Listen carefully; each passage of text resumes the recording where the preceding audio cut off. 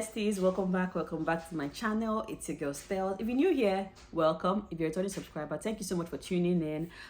Thank you guys for the love from the previous video. I'm still I still can't believe how that video just blew up. And the congratulatory messages were just a lot. It means so much to me to see that there's actually genuine love out there. Thank you so much. I really appreciate, and I believe that the same way you had that energy to view that video is the same way I'm going to see you viewing my other videos. I have previous videos about relocation way down, so you can take your time, go through it. It could be helpful. Okay, thank you so much. And please, for those watching my videos and not subscribing, help your girl out, help me out, guys. Please like, share, and subscribe to my video. So today we're going to talk about the things I've seen working in Canada versus the way it was in Nigeria. I'm not really going to do like a comparison, like, okay, this is this, this is that. But I'm only going to talk about my experience and yeah, working as an immigrant in Canada. You know, they're always talking about this Canadian experience. What exactly is this Canadian experience?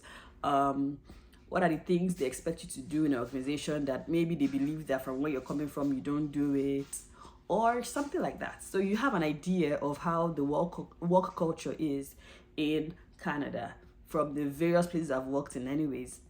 So I'm not going to use the sales because I told you I've worked in sales, I've worked in customer service, and now I'm in operations. So the sales, I'm not going to talk about the sales because it was it was short-lived. So I'm going to talk about my customer service experience and the work culture in my current place, which is operations. I would start by saying the first one. You should get used to compliments. I've gotten so many compliments. I like your skirt, I like your shoe, I like your hair, I like your this. I know and I wear wig to the office, so I can decide to wear wig Monday, Tuesday, wear my natural hair Wednesday, Thursday, Friday, wear a wig. I know I'm that kind of person. I'm not generally a wig kind of person. I started wearing wigs, to be honest, after I had my baby, so I'm not so comfortable wearing wigs. I rather wear my natural hair, you know. But when you wake up in the morning and you can just quickly knock the wig on, there's no, you know, with natural hair you have to start creating styles. Okay, how do I pack my hair, how do I do this? And sometimes the hair will not just be behaving. So the next go-to option is a wig. But I love your hair, I love your this. So they are very used to passing compliments, so don't feel like, oh, maybe somebody is trying to toast you, one, when it comes to the opposite gender, or two, don't think that they are just, it's eye service. It's actually not eye service. They genuinely love to pass compliments here in Canada. I've received so many compliments, even when I was working in customer service and I was working remotely. I received like a couple of compliments, like, I love your glasses, because when we were doing our training, we had to have our video on. My trainer was telling me that I love your glasses. I was like, really? You know? So they just love to pass compliments. So don't take it as anything other than that. Then secondly, I would say they can be in a bit of a mood. As in, people can be in the work culture here, they can be in a bit of a mood. What I mean is a bit, okay, you know, like in Nigeria, when you're working, like if you get into the office, especially when your supervisor gets into the office before you, you know, you first of all greet your supervisor, then maybe greet people around you and all. Or if you're walking to go and talk to somebody, or you're going for lunch and you see your supervisors on the road, you know how you usually greet your supervisors on the road. It's not the same thing here. You can just say hi, hello to everybody, but those are saying good morning, good afternoon, good afternoon. Sometimes people will not like, I answer you. And if they don't answer you, it's not as if they have anything against you. It's just that, just move on. Just move on. And sometimes somebody might greet you today, and tomorrow, like, might walk past you and greet you, you know. So tomorrow, when the person is walking past you, you are raising up your face, expecting the person to greet you so that you can respond. And the person just walks past you. Don't take it to heart. Just take it the way it is. Like, right now, everything now is just face value when it comes to salutation. Salutation is not highly regarded here, to be honest. You know, there was one day I walked past somebody, and like a manager, I greeted her, she responded. And there was a day I walked past her, I greeted her, she did not respond, you know. So, you know, as Nigerians now, like, if you don't respond, I know will greet you again, no. But I just realized that that's the different mindset. Here, salutation is nothing. You say hello, hi, you know, good day. And It ends there.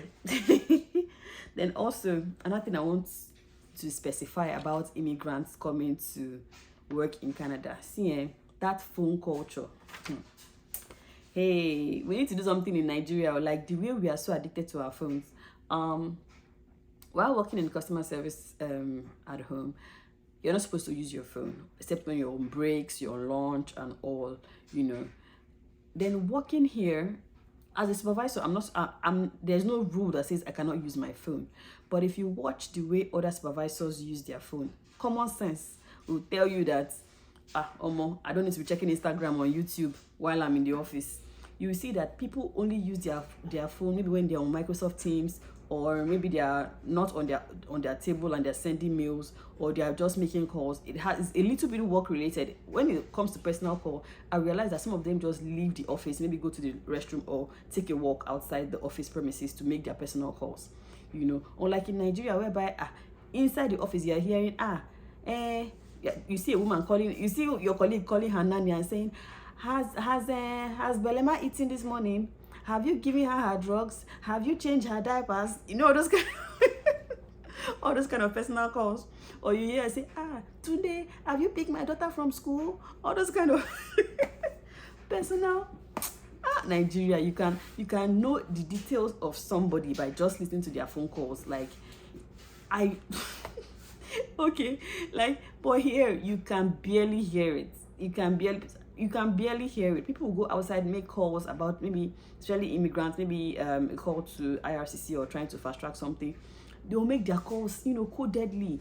But in Nigeria organization, you will hear everything. In fact, it will look as if you're even helping the person to process what the person is trying to process, because you are already looped into the conversation. But here, personal information is personal information. Like, it's strictly work. And it's a little bit easy for me, because that's why I've not really been much on social media. That's why a lot of people don't see me online on WhatsApp as much, because I want to, they say when you're in Rome, behave like the Romans. So I want to really adapt the way they work here. So I rarely get on my phone. I really get on my phone, except maybe when I see a message from my husband, or a message, something that will just make me have the need to check my phone. But say I just enter Facebook, or I don't do it because I don't see people doing it, Then another thing is punctuality. Like, these people are early. If I'm working like an 8:30 to maybe an 8:30 to maybe a 4:30 shift, and I get to the office 8 o'clock and think that I'm early, I will still meet someone that is there. That's the way it is. I'm salaried, I don't work per hour, so I don't clock in and clock out. Unlike some people that clock in and clock out, the way it works is you are paid by the hours you work. So if you're supposed to resume by 8:30 and you don't resume 8:30, maybe you resume like maybe 9 o'clock or 9:30 because of traffic. There's no traffic anyways. I'm saying, just like in Nigeria, they'll tell you, the traffic, that's why I didn't come early. But here, if you come late, it's deducted from your pay, as in for those that work per hour, because you clock in and you clock out, you punch in and you punch out, and that translates to your pay slip. So, they call it adherence. Your adherence has to be, strict here. So they don't, like the same way they don't joke with punctuality, they also don't joke with absenteeism. There's something they call here no call, no show. No call, no show is you don't come to work and you don't call. The two organizations I've worked for so far, they have sick line. It's like what do you call it? A toll-free number. You call that number whenever, let's say you're sick and you cannot come to the office, aside from notifying your supervisor or whatnot, you call that toll-free number. That toll-free number would, I don't know how HR gets it, but maybe they make a spool of the numbers that call that line, and they have it in the attendance that you are going to be absent for the day. So they call it a no call, no show. And in my organization, if you have a no call, no show for 3 times, they'll give you a warning letter, first warning letter, second warning letter, and termination, you're off. So they don't joke with absenteeism at all. You're working for your money. They don't work with absenteeism at all. So another thing is taking excuses. See, we have sick days the days that you're supposed to be, like, not days that you're supposed to be sick, days that you can, number of times that you can take days as a sick day. So you cannot just take excuse, I'm having headache today, oh, tomorrow I'm having stomach pain, oh, next tomorrow I'm having belly pain, oh, following day I'm having leg pain, oh. So they don't really take all those many excuses. You're just leading towards them terminating your employment if you're having so many excuses. You have sick days, any day you just take it out of your sick day and all of that. That's that. Another thing I want to talk about is office gossip. See, just run away from office gossip if you're here, because it can backfire. I had a friend tell me recently that somebody reported her that she mentioned that she said she doesn't like working with white people. And I'm like, how would I don't even understand how somebody would go and say that kind of thing to your supervisor or your superior, that you don't like working with white people. Like, she was like, she never said anything like that. She only complained about the attitude of somebody, you know. So, and that person went to go and say that she doesn't like working with white people. I was like, well, if you don't like working with white people, why did you relocate from Nigeria down to Canada? So avoid office gossip, because your words can be misconstrued. Someone might just use that as a means to just, you know, get you. So just avoid it. A lot of times when people are saying things, I only listen and I just give okay, wow, you know, I don't contribute. Then another thing about your pay slip, keep it to yourself. Sometimes two people can have the same job, but they might not earn the same salary, because a lot of times people do negotiate their salaries here in Canada. So just, if anybody's asking you for your salary or something, just say, I was told not to disclose it. It has happened to me before. I asked someone in the office, you know, just out of curiosity, and she said, I'm sorry, I was told not to disclose. So I was like, oh wow. I just kept that word and said, okay, cool. You know, so please don't disclose your pay slip to your colleagues, even if you feel it's a trusted person. Be careful, be careful. Ask questions when you're in doubt. You know, sometimes an information can be passed across to you, and you might not really understand in detail what is being passed across to you in the workplace. Always, this is even generic, even in Nigeria, always when you're not sure of what you're told to do, ask questions. It doesn't make you look stupid. It makes you want to do the work better. That's the way I look at it. If I ask you a question and maybe like you tell me to do something, I ask you a follow-up question about what you asked me to do, and you think I'm stupid, that's you, that's on you, that's your own, you know, way of thinking. But me, I want clarity on what you want me to do, so I don't make a mistake. So I have to ask you questions, right? Because they have a certain way of doing certain things, and it might be different from the way you used to do it. So they might tell you populate this Excel sheet and so you know, and you might go and do it the way you might go and do it like in a textual form, while they want to do it in a graphical form, you know. So just get clarity on what you're asked to do, on your task, on your you know, on your tasks and your to-dos. Get clarity. I have a note here in case you see me looking down. Then they have, I don't want to say the word, but you know, LMNOP, LGBT, all of that. They have it here in Canada. If you don't know it now. So don't be surprised, and don't look at people funny. You know, you might it's a very dicey question. I just want to bring it as a point. I don't want to delve so much into it. It's prevalent here, and it's not even hidden. It's loud, like it's very loud. So when you see someone, you know, in maybe that looks like you but doesn't dress like you, don't be looking at the person funny. Don't start tapping someone else and pointing fingers or something. Don't try to, especially in the workplace. Don't even try it. Don't even speak about it. Just look and remove your face and do the work that God has sent you there to do. Simple and short. Also, I want to talk about, do not show your weakness, because a lot of times some people can exploit your weakness. This is even general. Some people can exploit your weakness. If you know that you're the kind of person that before maybe you call a client, you're always in a panic mode, take an excuse, just go to the restroom, calm yourself down. Don't let people see it. Calm yourself down, you know, script out what you want to write, what you want to say, you know, have some meditating steps before you now make that action, before you now go ahead and do that action, you know. Because if people start seeing you in your weakness or seeing you in your weak state, they might want to take advantage of it, and you know, you might now start being a target in the office. So do not show your weakness. You know what it is, you know what the challenge is, work on it internally. Don't, you can ask questions, you can make inquiries on, you know, things to make it better, but do not state categorically that this is what, you know, this is your downside. Do not do that. Do not do that.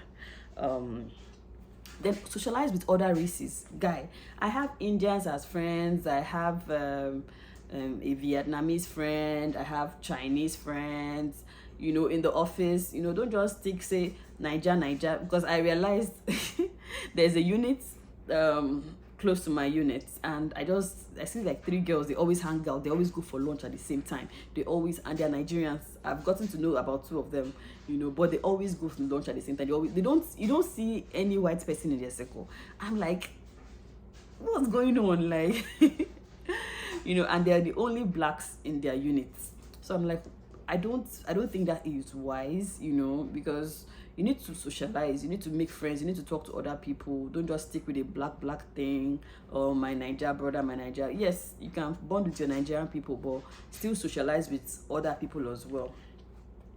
Then I would also say, this place, there's nothing like forming busy.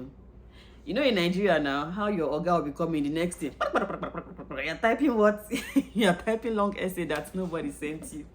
Or you're just walking. You know, there's one video I saw that if you want people to say that you're busy, just be walking fast. Be walking fast. Walking across halls, walking fast. As if you're looking for something.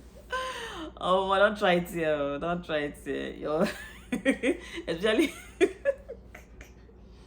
don't try it here. If you just do your work, because I've seen a situation whereby your screen is being recorded. So if you're if you're typing nonsense, quality is looking at the nonsense you're typing. If you're moving and you're not on your seat where you're expected to be your seat, and maybe your manager or something walks up and asks after you, and nobody can categorically say, I don't know if I'm using the word categorically like this today, and nobody can say, oh, this is where you went to, or here's your case. Then another day, I think this is my last point. I just want to say, people have their vices, you know. So some people are allergic to perfumes. Like, here I've learned about different things. There are some companies that you must not put perfume on in that company, you know. Well, there's some company that you must not put on a particular kind of fragrance. I've heard of that kind of thing before, you know. So you might put on a fragrance that might be offensive to somebody, and they will tell you that, please, your fragrance is offensive to me. Please do not wear that fragrance again, no. So that you don't, because you're offending the next person. As in the kind of things I've heard here in Canada, say my perfume, they make you vex. Perfume with me, I buy with my money, they make you vex. Come on, your nose from my body now. Sure. No, but seriously, I don't even wear, I only use deodorant. I don't even wear any other thing. Since I've heard about that thing, I don't even wear it to the office. Then another vice people can have is smoking. If you're the kind of person that doesn't tolerate smoking, just don't even talk about it. Because yes, it's kind of hypocritical, yes, for someone who's wearing perfume to say, oh, your perfume is affecting me, you know. Then someone who smokes will still now come into the office with the whole smoke smelling thing, and you cannot complain that it's affecting you. Why you cannot complain that it's affecting you is because most organizations I've seen here have a smoking area. So the person is not smoking inside the office. This person is going outside to smoke in the smoking area. After smoking, he comes to the office. So you cannot really hold him and say he should not smoke, you know. And I have people in my office that, you see them 15 minutes, they don't stand up. And you'll be wondering, where did this person go? He has gone to smoke. He has gone to take a smoke. And you cannot hold. Initially, I thought it was like something I can report, you know. Because I'm like, where is this person always? You know, as a supervisor, I have people working with me in a team, you know. I'm always like, where is this person always like? We're always at. And guy has gone to, you know. And I spoke with, just in a casual manner, you know, that kind of thing, you know, the report person now. Just in a casual manner, I spoke with some other supervisors, like, yeah, there's a smoking area around there. So as long as it's not affecting his work, as long as it's not, do you understand, affecting his deliverables, you cannot query the person. So you need to understand what culture here, it's quite different from Nigeria. Like, it's quite different. And they love when you do the work. That's another thing I've realized. They appreciate you when you do the work. It don't be like in some organizations for Nigeria where you will work and work and work. Nobody's telling you, well done, sir, well done, ma. They are even giving you more targets. I remember when I was in marketing, hey, you open, they'll give you open social account, you open it, they will give you another one, you surpass that one, they'll give you another one, you surpass that target. Nobody's telling you, well done, no. Here, but they value your work. Like, every initiative you bring up, anything you do, they actually appreciate you. I remember countless times when I was in customer service, when I maybe make a customer happy, or hit my quality targets, they send general mails like, oh, Stella did so thing today, Stella met her figures today, Stella made 100% today in evaluation, like that. You feel good about it, so yeah, they love to make people feel good, and they do it here also in my current organization. So thank you so much for tuning into my channel. If you've enjoyed this video, give it a thumbs up, like this video, share, and subscribe as well. See you in the next one. I remain your girl, Stells.